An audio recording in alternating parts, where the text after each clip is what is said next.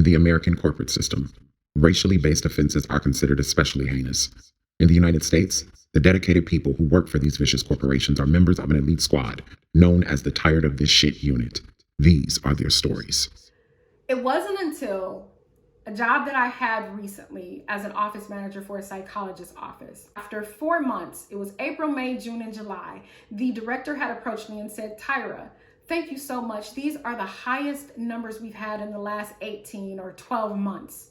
You've brought in more money. And he came to me every month for 4 months and brought me a bottle of wine, I think 2 or 3 times. And it was about June when I realized, well, I should be getting like at least 0.25 or 0.5% if I'm increasing your bottom line, because I was doing significant work and significantly improving the quality of the work that was being done. It wasn't until in a meeting in September, after I'd been at the job almost 10 months, where he honored the person who was doing the job before I got there, but wasn't as effective. She was still under a limited license, didn't have that many clients, so she supported the office by doing office work because she previously had interned there as an office manager.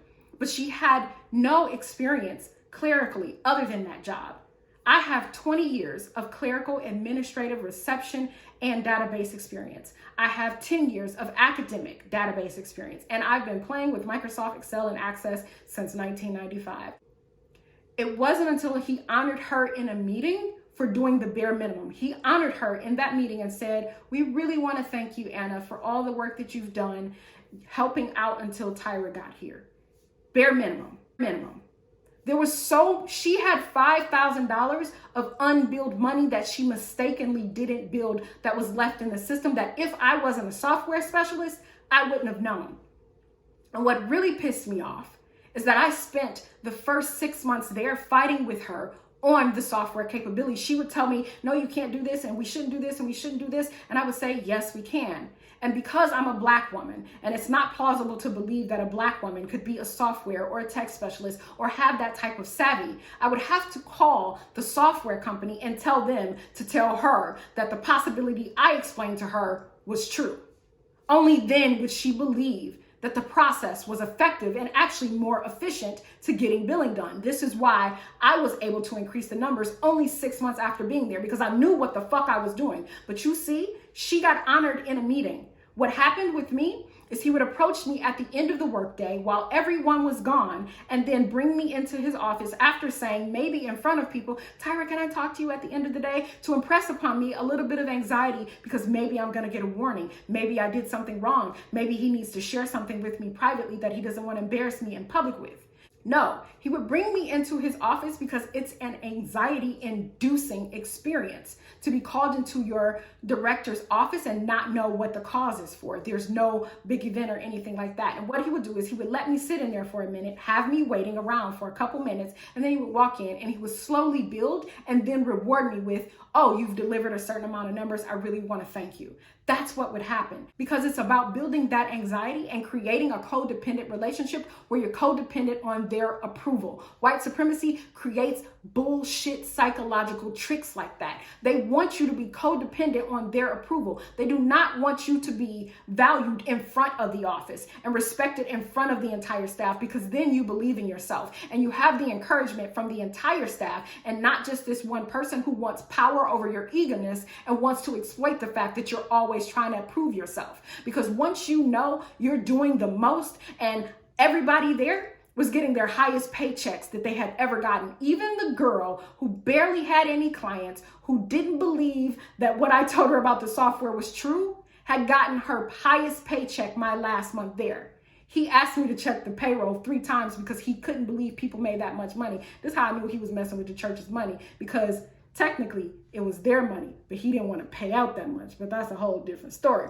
But my point is, he never honored me in the monthly meeting that we had with all staff and said, Tyra's bringing in the most money. And I know a component of that is that he didn't want to tell his staff, that he has basically a percentage share with, like, hey, we're bringing in more money, because then that might encourage them to ask for more money. But if you're getting more money, why wouldn't you want to give it to the employees that are making that possible for you? Because white supremacy is about their bottom line. It's selfish, it's manipulative, and it's anxiety inducing to convince us we're not doing enough, to exploit the fact that we always want to do more, and then to gaslight us into believing that when we demand more from these organizations, that we're wrong for it.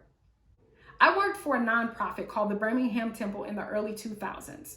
I was their administrative assistant turned office manager, and I exhausted myself at that job. Not only was I answering the phone and doing regular reception and administrative assistant services for the executive director, but I was publishing their weekly publication for their evening services, their brochure. And on the side, I was doing a monthly publication that had to be mailed internationally. And when I say everything about that publication, I did the work, from ordering the paper to printing it. And it was an 11 by 17 that I folded in half manually and stapled together. And a cover that had to be printed on a separate printer with color ink, managing the printers, the ink, any type of failures, folding this little booklet. And it was about 1,000 of them that I had to mail out and sort them by zip code. And then the kicker is, people had an entire month to send me their articles so that I could desktop publish, design them. They would wait until the week before. I would have to do all of this in a week. So it was a week every month that I would be working 60 to 65 hours with no additional pay. This organization's compensation for me doing this international publication was giving me a tower computer that took the person who gave it to me probably only $500 and an hour worth of time to build the tower. I was just so eager to show my capability, my inventiveness, that I allowed myself to be exploited because I was too busy trying to prove myself. And that is not just limited to me being Black and trying to outlive these stereotypes of lazy and bored and, uninventive and not a self-starter. That's also built into my personality. But it's designed by white supremacy, the fact that any of us, regardless of our race or ethnic background, need to prove ourselves to the point of tiring ourselves working 60 hours a week with no additional pay. I was making $12 an hour. And they tried to compensate me with pro bono medical services from a dentist and his wife, who was a psychologist or new psychologist, who was a poor psychologist. And she did something very unprofessional to me. So, y'all gonna get this dance today about, is it Mr. and Mrs. Dr. Deborah Luria? They're both doctors.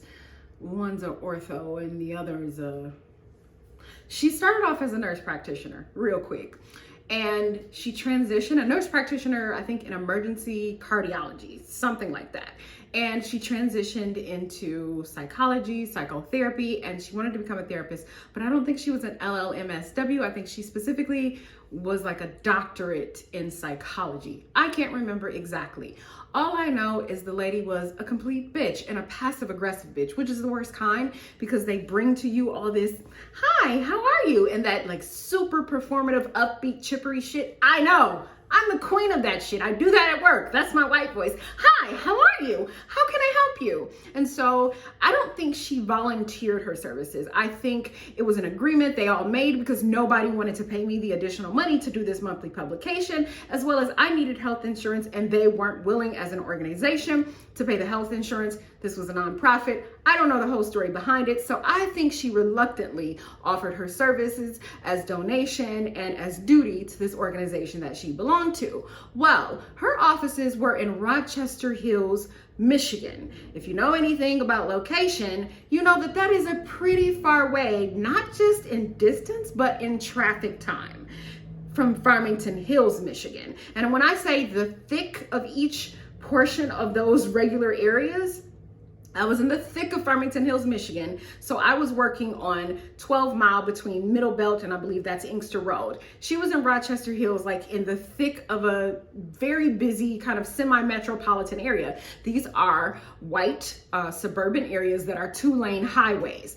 These are not your 4-lane, major highways. This is not Telegraph Road. This is not I-75. These are 2-lane highways. So once you get off your major highways, which are the roads or the highways that I had to travel, or the freeways that I had to travel in between getting from my job to her office, were M10, 696, and I-75. If anyone from Michigan knows that those are the busiest freeways at any time of day, let alone at 5 o'clock when it's rush hour. And remember, I said I was the kind of person who would stay late. I couldn't stay that late on the days I had therapy, but it was very challenging for me to walk out at exactly at 5 o'clock or to even set that up, because I'm the front desk person, I'm the office manager, I'm the receptionist, I'm answering the phones, I'm checking the emails. Anybody needs some help, I gotta answer. And if I don't respond to the request at the moment, especially for these sweet old little Jewish white people, I'm considered as rude, because when Black people set boundaries, we're defensive. So it was difficult, very challenging for me to make it from my office after I got off work to hers within an hour, because my appointments were at 6 o'clock, and I believe that was her latest appointment. I wanted something later, like 6:30, but that was her latest. So I took what I could get, because remember, these were free services and these were donated to me, so I should have just been thankful for what I could get. I think it was on the 3rd appointment, this lady yelled at me like I was a toddler. She yelled so aggressively that I couldn't make out her words, because she was upset because I had not made it to her appointments on time. I'd be anywhere from 5, 10, maybe 15 minutes late. I don't think I was ever later than that, but even if I was, there should have been some grace and understanding, because I was working hard at a job that was serving her community. I was grossly underpaid. I didn't have medical insurance or any other services. She should have been flexible, but beyond that, as someone who has the strongest effect on my mental health, she had no fucking business yelling at me like I was a child. She should have been sued. Although later on in life, I did write her a horrible review on Google and a couple other sites, and it comes to find out I wasn't the only one. She had no good reviews on any sites that I reviewed. So it wasn't just me. All right, Deborah Luria, you suck at your job. You need better people skills. Bye. That's a story for another day. But one other experience I had working for a nonprofit, I was light tech support for this office. My title was administrative assistant. I started developing their database software to make my job easier and also to make the program director's job easier. I took an hour-long process of completing searches and looking up information and reduced it to about a 10-second process of clicking a button for a report that was delivered by writing scripts and code in the database software. I demanded a higher pay. I got a 25% increase, but I did not get a title change, nor was it honored in a group setting, in a group meeting. This was before I noticed the pattern of when you do better, a lot of white supremacist run organizations don't want to honor you in a meeting as a person of color, a Black person, or indigenous person. They don't want to honor you and put your face and your name on the wall, because they don't want you thinking you've done a good job, because they want to keep you eager. They want to keep you trying too hard. They want to exploit the fuck out of that. So I realized I was also providing tech support, thanks to Kelly. Thank you so much, Kelly, for planting that seed in me. But she kept telling me, Tyra, you provide tech support. Every time I have a problem with my printer, or if something doesn't come out right, or I have some disconnection issue, I come to you. And everyone else in the office was doing that too, whether it be for their work device or their cell phone device. And if I couldn't solve the problem, I would point them in the direction of a forum or some other solution. I would be the one who would source the problem enough, so if I couldn't figure it out, I'd point them in a direction of who or what could give them the solution they were looking for. So I approached the second executive director after the first one retired, and I let her know about the raise that I had gotten before. She explained to me, she said, well, I wasn't told that you provided this service, this database development, and that you wanted a title change and a raise. And that's significant, because that was about not letting anyone else in the organization know how hard I was working, not having me be honored by changing how quickly things got done, therefore saving the organization time and money and headaches. And so I said, well, I just want the title change at this point. I don't need a significant raise. I just want it honored that I provide tech support for the office and that I develop the database system, because the organization was small. It was a nonprofit. There was no room for growth, and not just growth to get paid more, because that's not what I look for. I mean growth as in I needed to learn something new. I needed to actually grow and challenge myself, because I had developed the database system to the ends. I had improved every system that I could improve. I was getting bored, and I just lacked passion for the job at that point. So I was ready to make a change. So I asked for a title change because I did the work, and she refused. She says, well, you're not technically technical support. And I'm thinking, but everybody come to me, personal and professional devices. She even comes to me before she was executive director. And I took great offense. And at that point, I resented that job. So I stopped doing tech support. When people would come to me, I wouldn't say it ain't my job, even though there's nothing technically wrong with saying that. It's just, taboo to say it's not in my job description to do that. So I would just start saying, I don't know. And I will never forget Erica Willard, and being all in her 5'10", at least 320 pounds, came around behind me at my desk and stood over my shoulder and leaned down so that her chin was right here at my shoulder, and said to me in my ear, I know you can do this. I should have never let that white woman intimidate me like that. I didn't do it. And I didn't give in to her. I said, no. I didn't let her know that she was wrong in that moment. And I should have sued her and the organization, but that's neither here nor there. But you see how I was gaslit into believing that something that they didn't even want to honor that I did, or respect that I did with a title, I would have settled for a thank you. Yes, you do provide this service, but if they would have bullshitted me at least on why they couldn't change my title, I would have gone for that. But I wasn't honored until I resigned, until I was about to walk out the door. That's when they wanted to start valuing the work that I did. And I was gaslit into believing that me refusing to do work that I wasn't respected or honored for was wrong or insubordinate, when it wasn't. These white supremacist written and wrought workplaces are about their bottom line. They lack the humanity to consider how they ask people to fold and bend themselves for their mission and prioritize an organization over themselves. Don't be a single Black woman with no children. If they know that, they always expect you to prioritize the organization.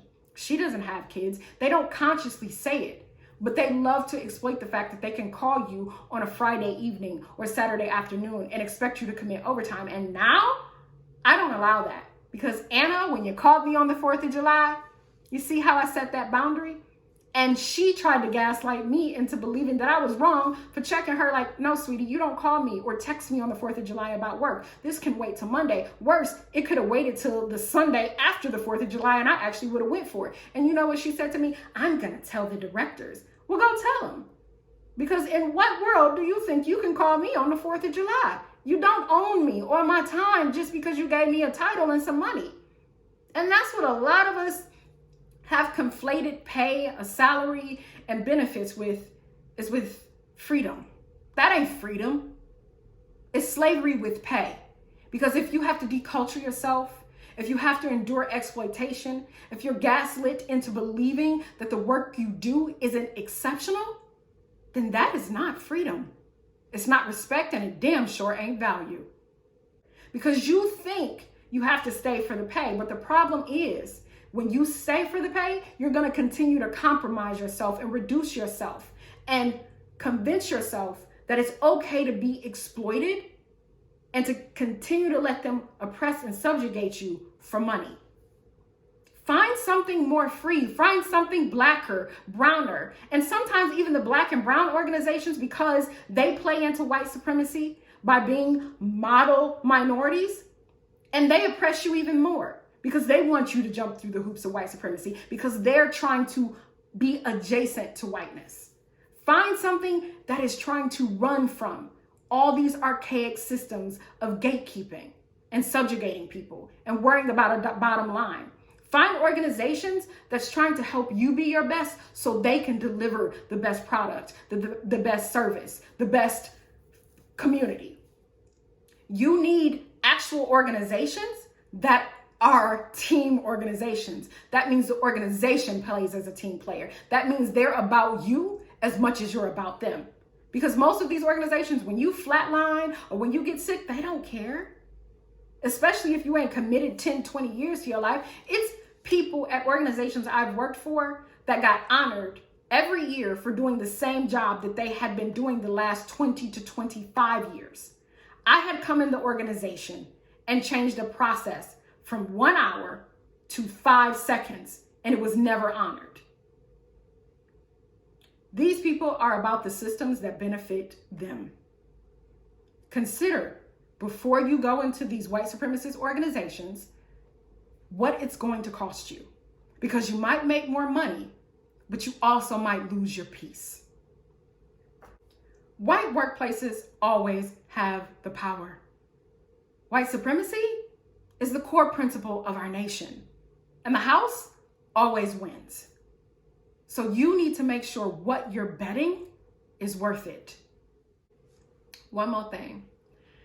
That girl that didn't want to believe I had the software expertise and fought me on everything, I created a spreadsheet that helped out one of our processes and eliminated a lot of time on information gathering.